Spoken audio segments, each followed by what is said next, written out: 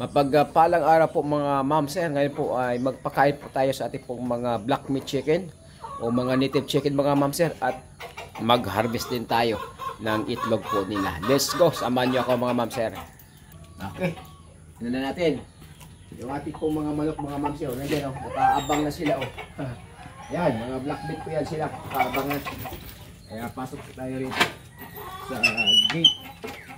Okay dito. Nakabuta tayo ngayon dahil maulan po mga ma'am sir.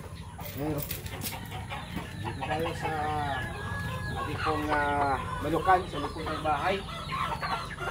Okay, meron din tayong Rhode Island mga ma'am sir. Yan po ay pang ano po yan, pang itlog. Yan, pang itlog po. Dalawang inahin na po yan siya. Yan o, yan sila. Kapon nakakuha tayong itlog din isang piraso mga ma'am sir. Okay. Ayan, dito naman tayo. Pakain tayo ng ating pong mga manok mga ma'am sir. Okay, let's go. Nasaan na kayo?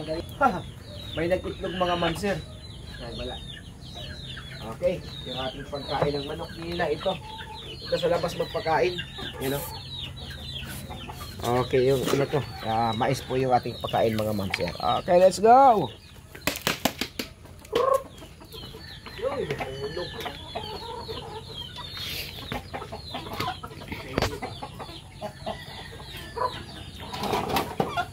Saan yung iba? Okay. Ayun o. Ano lang sir, ano po yan? Yung ating pong mga black meat chicken na sa yung iba rin. Ano natin, wala dito. Ayan. Pagputok nila ito, maganda ito.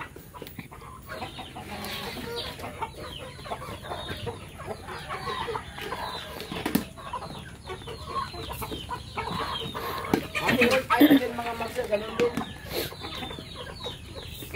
Ano? Ganun po yung ating pinakain sa kanila din. Ba? Okay. Mais na po yan mga master. Yun. Dalawa lang. At dalagdagan na natin mga master. Mayroon tayong itlog na pina-incubate na mga Rhode Island. Ayun. Okay. Tignan mo dito yung ating mga master. Oh. Mga black meat. Ayun. Nangitlog na po yan lahat.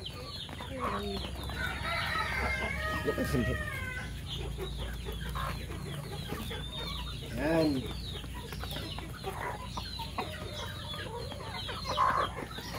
Ayan, yun siya. Ito po ang ating pong mga puna po yan, mga inahin, mga mamser.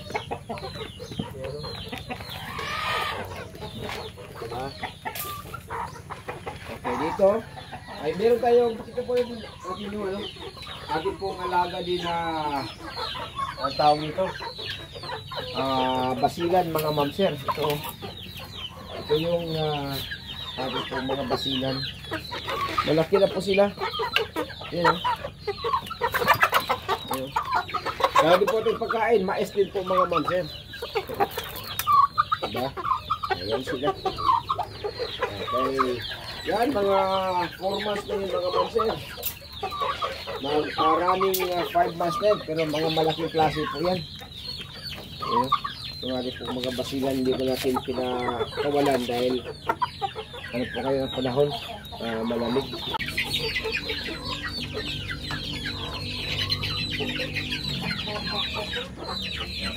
Okay. Mapagpalang araw mga mamser. Ngayon po mga mamser ay umaga alas 7 na po ng umaga. Ngayon po ay nagpakain na po tayo ng ating pong mga alagang manok. Ngayon po ay mag-harvest naman tayo ng ating pong mga itlog mga mamser. Let's go! Harvest na po tayo. Dito, mayroong kulungan mga mamser. Kulungan. Kung ganito mga mamser na mayroon din nag-itlog na mga mamser. Yan. Kaya ngayon, halos dito sila mag-itlog mga mamser. May mga lugar naman tayo pero nagsapaw-sapaw na sila. Sa isang kulungan, marami sila. Kaya mag-harvest po tayo mga mamser ng itlog dito mga mamser. Oh, yung ating pong lagayan. Makita mo daw yung ating itlog dito. Yan o. Yan o. Diba? Yan po mga mamser yung ating mga itlog. I-harvest po natin ngayon. Okay, dito na. Umpisa na natin dito sa may bandang Yun, meron tayong itlog dito mga ma'am sir. Ano? Ay, laki! Laki mga ma'am sir, oh. Ano? Laba mo na. Yan. Yun, oh. Yan. Sipin mo, ha. Yung ating pong mga itlog.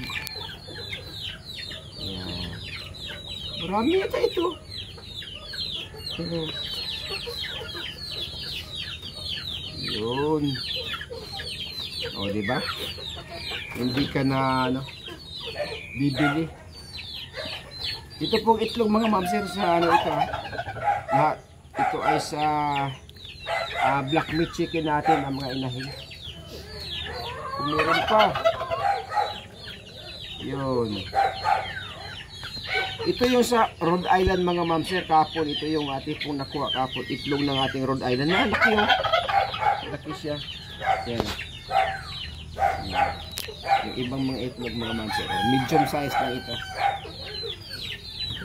Meron pa mga ma'am sir. Yan, oh. Ayan. Marami.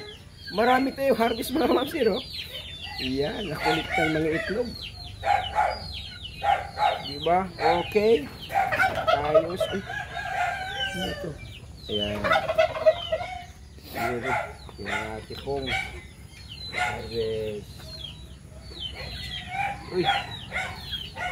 Ayan na. Okay.